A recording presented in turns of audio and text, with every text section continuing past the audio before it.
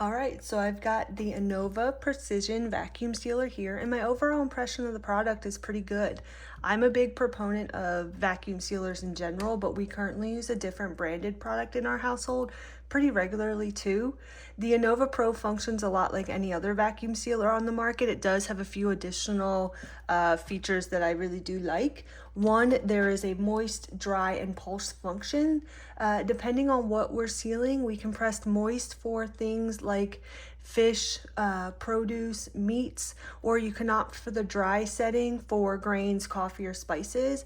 I particularly like the pulse vacuum function. I'll go into more detail on this shortly, but this is perfect for delicate foods like berries or soft pastries.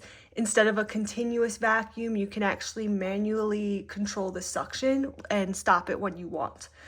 Second, the added accessory port and included vacuum hose can be stored in a compartment on the bottom of the machine. This is something that our current model doesn't have. It's also probably why we've since lost this port in our kitchen drawer of accessories. I've not tried the port feature yet, but I can see this being useful for sealing canning jar lids, especially once my garden starts producing a lot of herbs that I typically like to dry out for spices. So the Pro model also includes integrated bag storage and a cutter that I found incredibly convenient. Obviously, I can do the same thing as this cutting feature with scissors, and I do use scissors with my other model, but that gets a little messy when I'm handling food. This cutter eliminates a step in that process.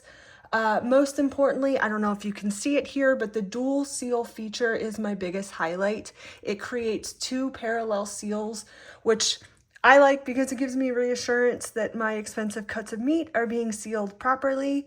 Overall, I think the vacuum motor is pretty fast and strong. While testing this product, the motor lasted without interruption while I sealed dozens of bags in a row. So again, really useful for bulk food prep or processing a harvest from my garden.